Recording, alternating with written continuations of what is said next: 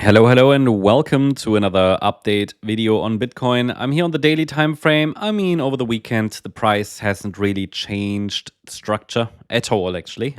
So what we're tracking currently is potentially the beginning of the wave 5 to the downside. Here, the orange scenario remains preferred. I'm here on the daily time frame, so this overall structure could change, could shift a little bit because we're not dealing with an impulse down.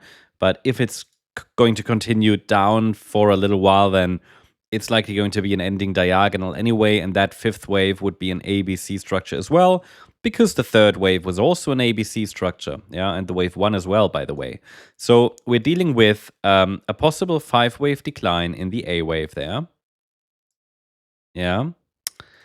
In a 5-wave decline, you expect either impulsive price action, or if it's corrective, then it's a diagonal pattern. In both counts, we should see another low, at least if we get a 5-wave A wave.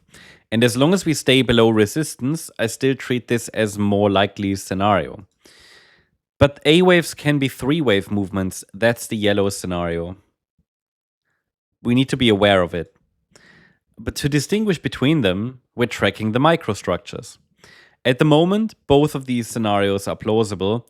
Even the aggressively bullish count to new all-time highs is possible at the moment.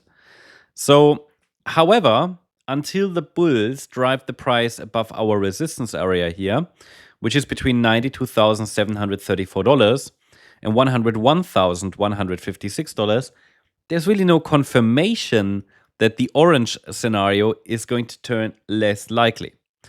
Now, I have to be honest with you. The orange count so far is played out. We saw a 3-wave move up as expected.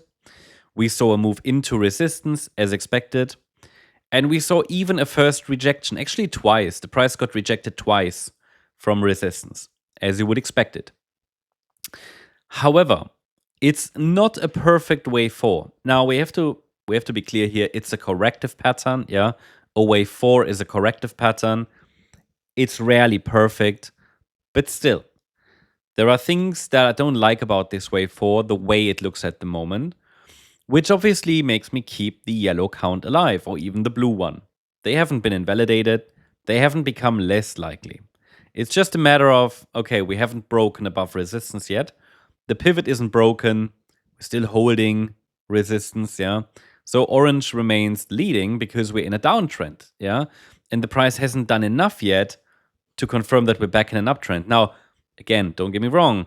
We were tracking a local uptrend since the 21st of November, but it's local. It takes a bit more to confirm that even the daily chart trend changes, right? From a downtrend back into an uptrend. So I already told you what we need to see for that. But what I particularly don't like about this wave 4 is that the C wave is a bit short. And that just creates a lot of problems because it could lead to an extended wave 4, which would then take shape as a WXY structure, which you will see on the smaller time frame as a scenario. It doesn't matter from a daily chart point of view, really, because the daily chart just shows you the higher level patterns here, yeah? But I'm just saying that wave 4 could extend. It could also mean that we are getting a larger bounce in wave B. Just the micro patterns allow for that, for a larger A, B, C, where maybe the A wave is even 5-wave move. 1, 2, A, B, C in wave 3, 4, 5. Don't want to make it too complicated here, but I'm just saying that the microstructures are imperfect. They're not perfect for a wave 4 as an ABC structure because the C wave is a bit short. Nothing that invalidates the orange count as it is, but definitely enough for me to consider that a wider wave 4 could unfold, as you know, if you watched the last videos. Let's zoom in here. Let's take a look at the shorter time frame. I'm now here on the 30-minute chart.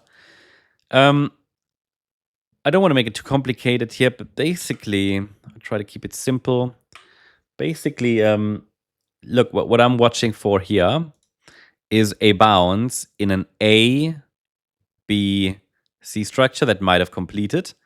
In that case, as I said, the 5th wave down could unfold as an ABC structure. But we need a break below support for further evidence. That's between 85,979 and $88,905. This would be our support area. Yeah.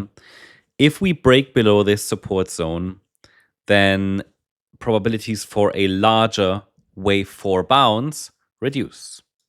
Won't be invalidated, but the potential reduces. As I said to you, the wave 4 can extend.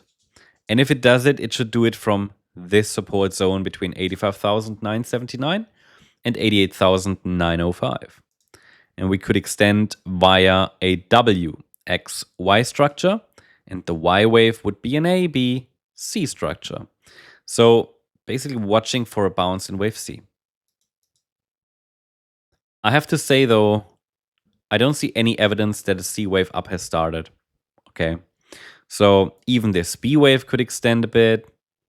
We'll see. I mean, we have to see how the market now reacts to the weekly candle close.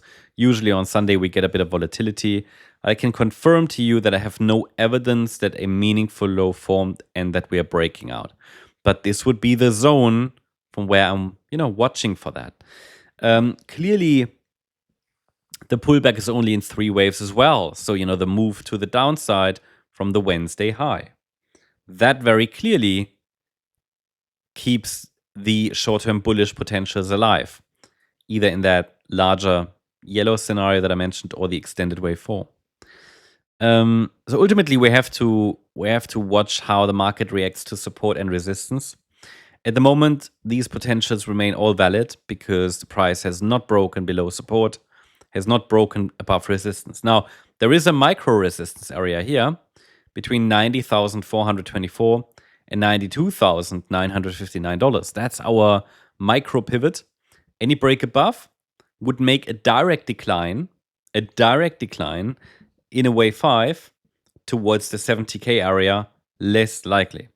So it gives you very clearly the parameters where sentiment shifts, things are changing, and where the market will finally make a decision.